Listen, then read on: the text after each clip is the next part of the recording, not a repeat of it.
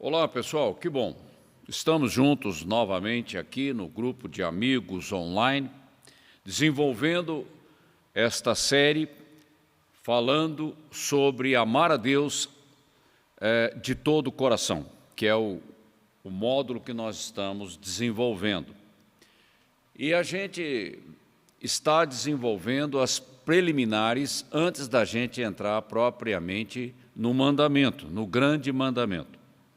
E a semana passada, a gente discutiu aqui com vocês a primazia do primeiro mandamento.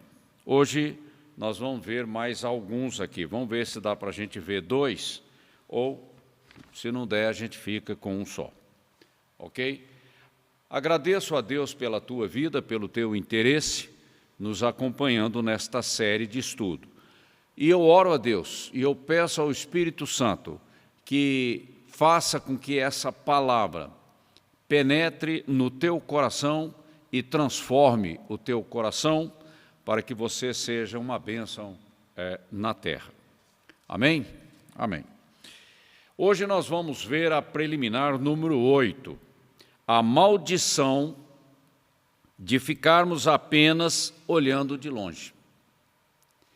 A questão não é ficar olhando de longe para o cristianismo. A questão é abraçar o cristianismo, que é uma pessoa, a pessoa bendita do nosso Senhor Jesus Cristo. Então, o que eu quero dizer com isso? Não basta frequentar uma igreja, não basta estar no meio evangélico.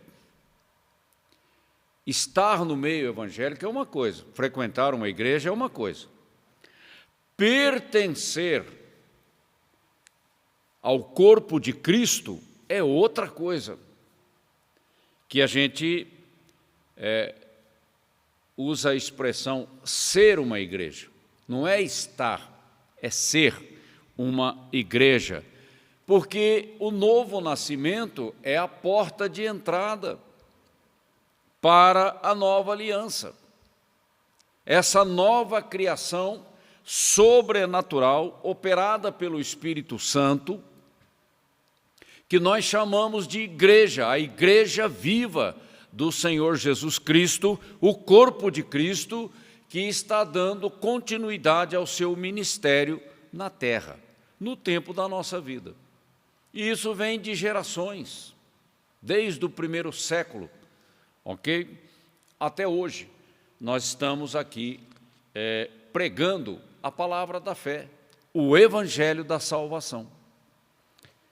Então é diferente você olhar de longe e você estar inserido no corpo de Cristo, que é um milagre, que é o novo nascimento.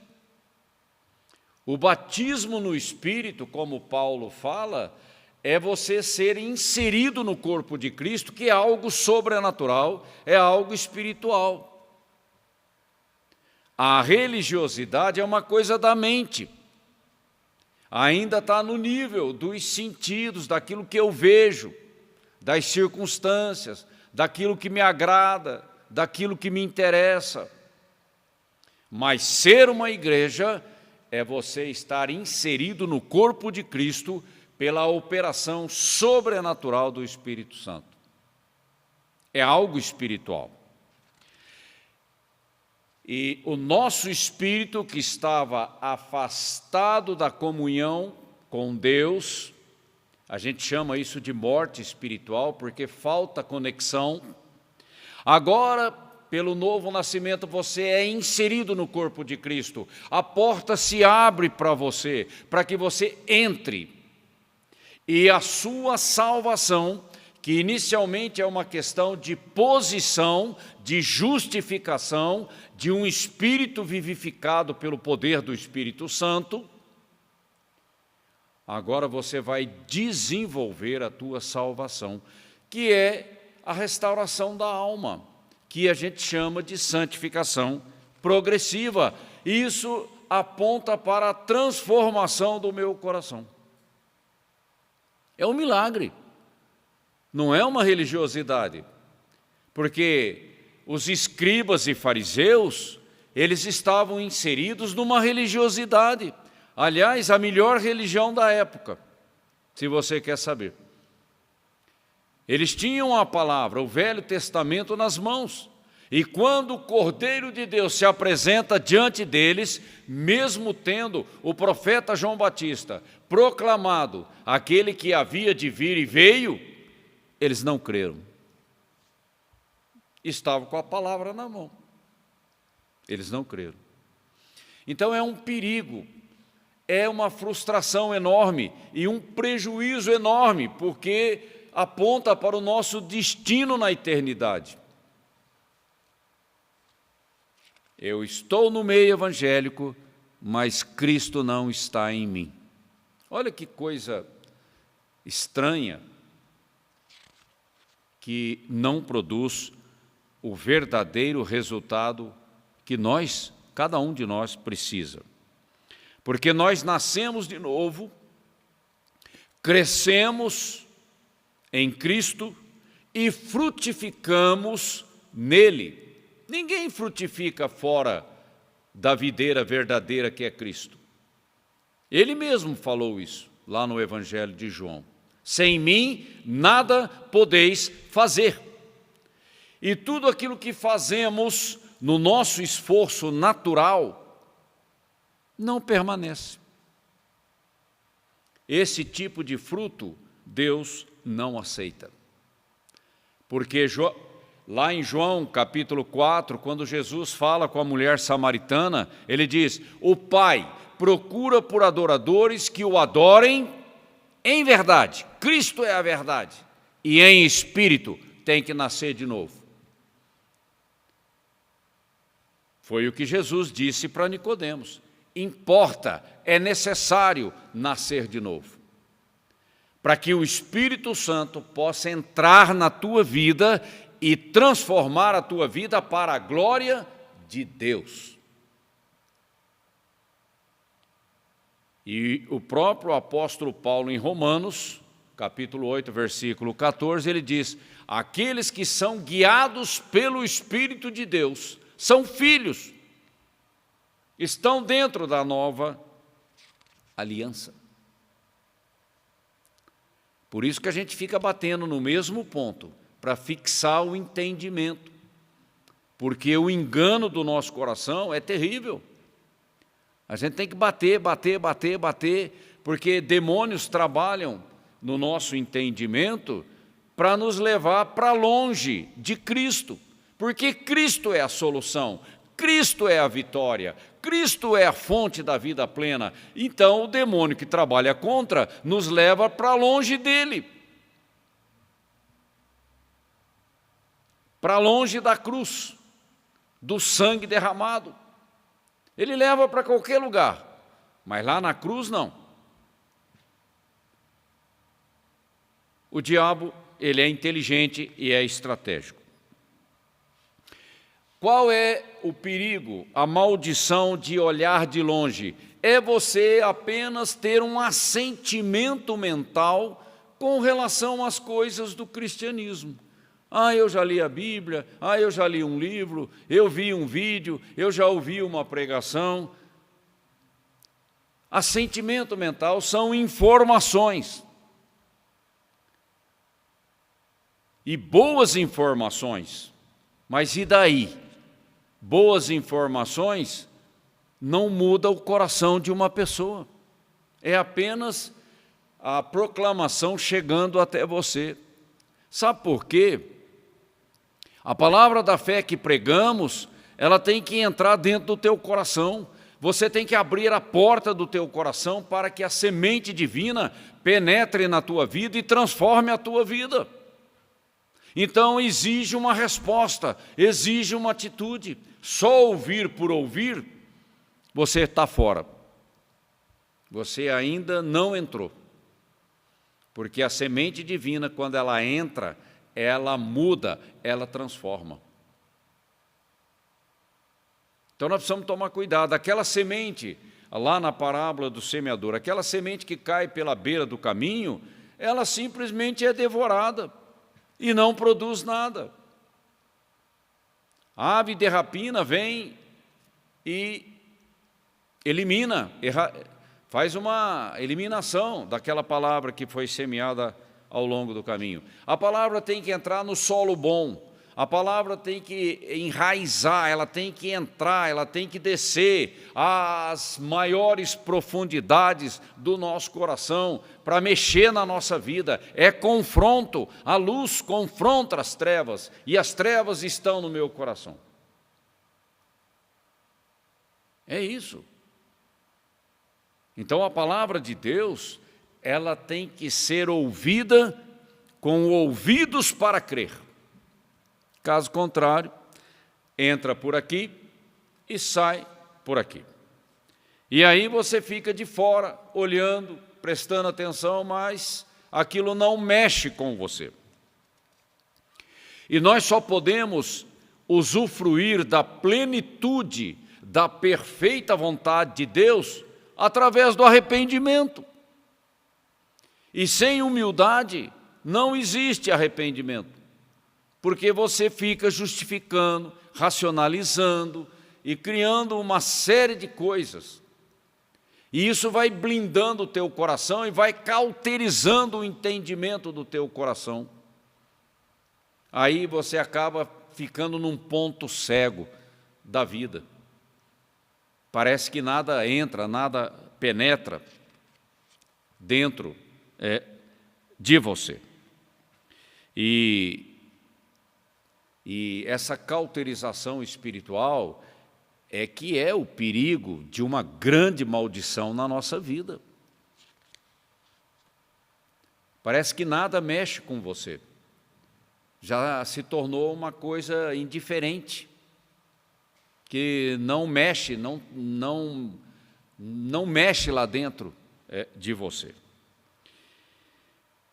E às vezes você pode até achar o cristianismo uma coisa boa, bacana, você pode até ter uma certa simpatia pelo cristianismo, mas isso é superficial e não permanece na hora da provação.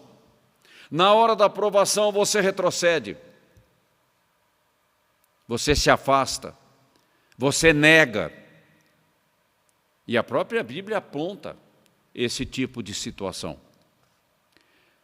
Porque o nosso cristianismo será provado, a nossa fé será provada, se é apenas uma coisa da boca para fora ou se é algo plantado dentro de nós. O próprio Deus, Ele se encarrega de provar o nosso coração, porque essa coisa superficial não permanece. Se você voltar lá para a parábola do semeador, aquela palavra, aquela semente, a palavra que foi lançada num solo pedregoso, ela começou e morreu. Ela não permaneceu. E desapareceu. É preciso enraizar, é preciso encontrar solo, o solo do nosso coração, quebrantado, para que a palavra de Deus, que é uma palavra viva, ela enraize dentro de nós. E quando ela vai enraizando, ela vai quebrando estruturas e cadeias de engano na nossa vida. É isso. O confronto da palavra da verdade na nossa vida. E essa plenitude da vida abundante só é possível quando Jesus entra na minha vida e trabalha na minha vida.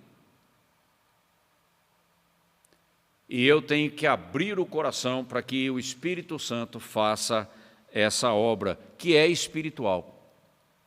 Não é só uma questão de informação ou de assentimento mental.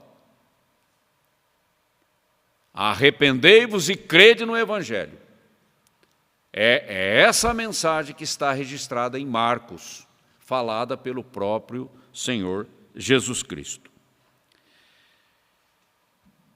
E aqui a gente traz um versículo da primeira epístola aos Coríntios, capítulo 16, versículo 22, se alguém não ama ao Senhor Jesus Cristo, seja anátema.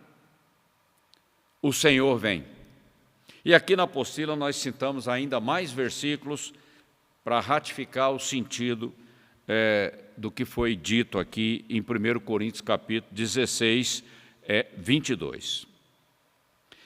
Se alguém não ama o Senhor Jesus Cristo, seja maldito. Olha a palavra. Uma coisa que não tem vida, uma coisa que está destinada à destruição.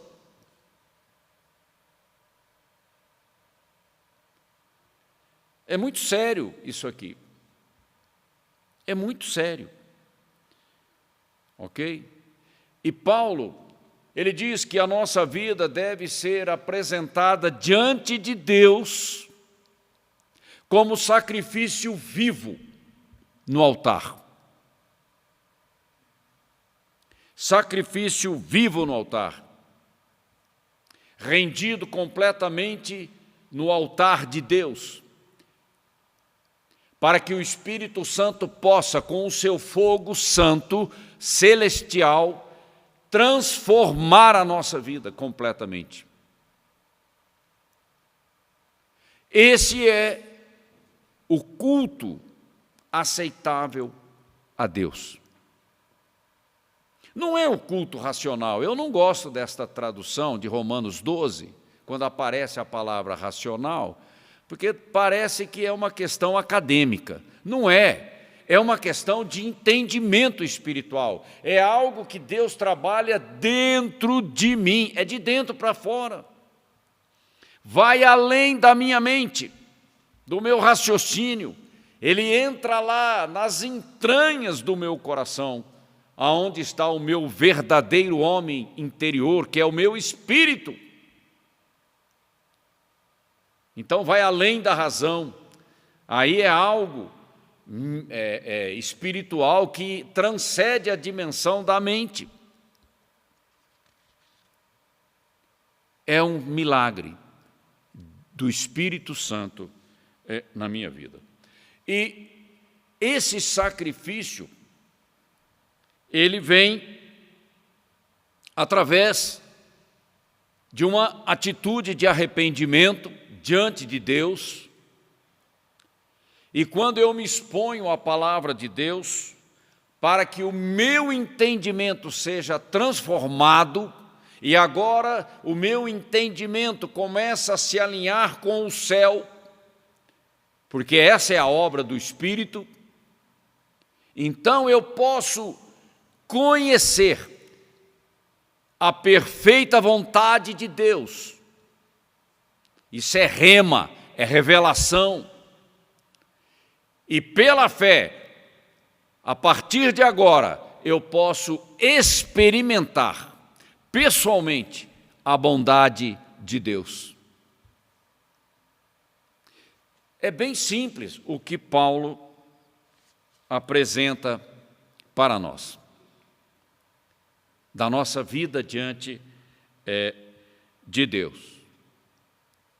Então, há um espírito que se move dentro de mim, me levando para perto de Deus, para perto do altar, do trono onde Deus está, para que então a glória dele impacte a minha vida e transforme a minha vida.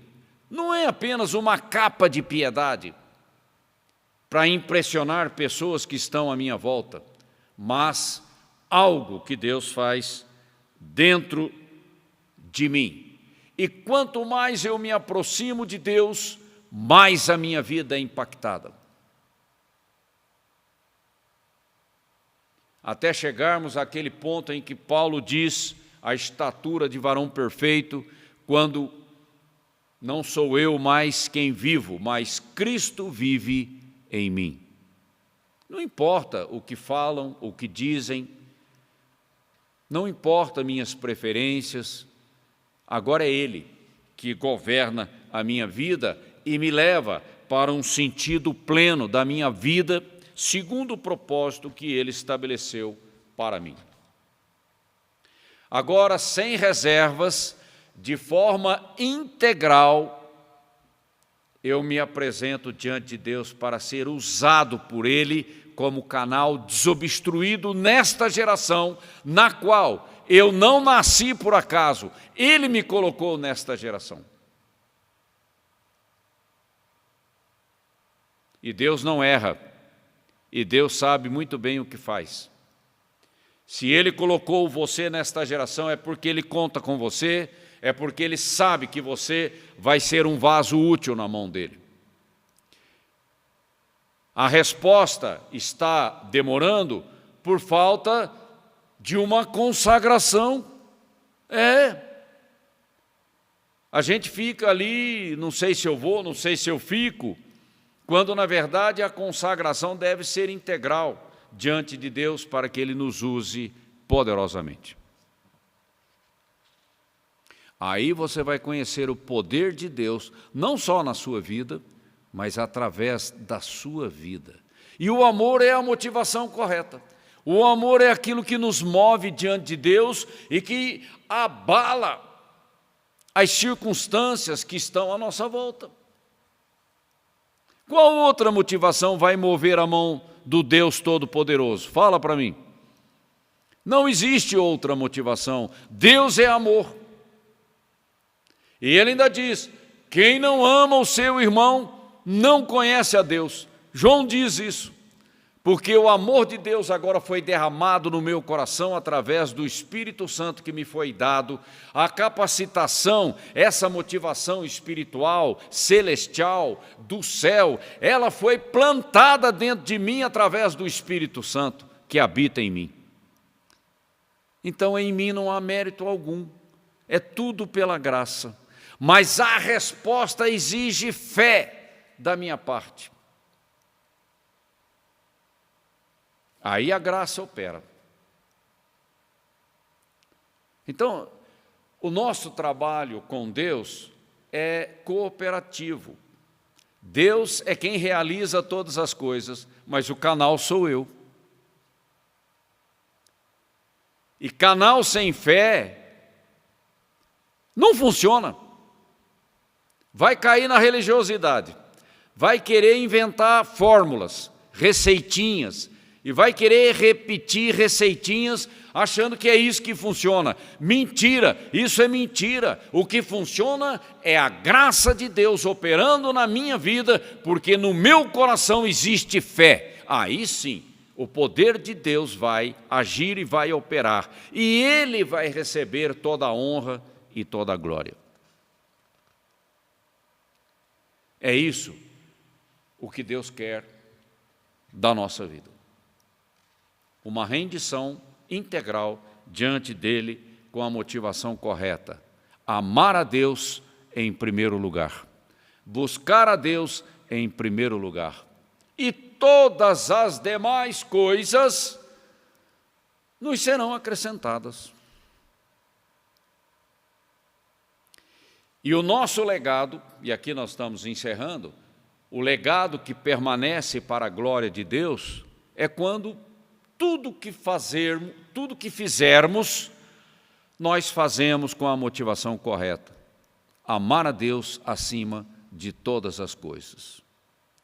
Aí a nossa obediência, ela é recebida como um incenso suave, agradável, diante do trono.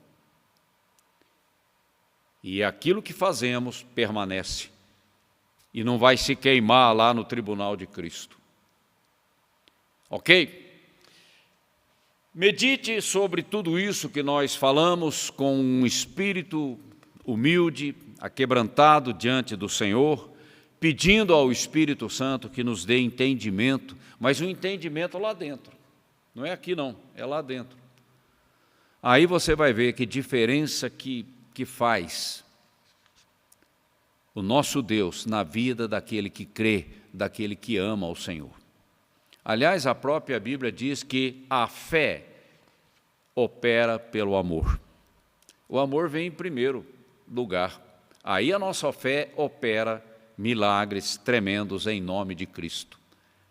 Nesta terra na qual nós estamos em peregrinação, pregando o Evangelho a toda criatura e operando coisas no nome de Cristo, para a honra e glória do nome dele.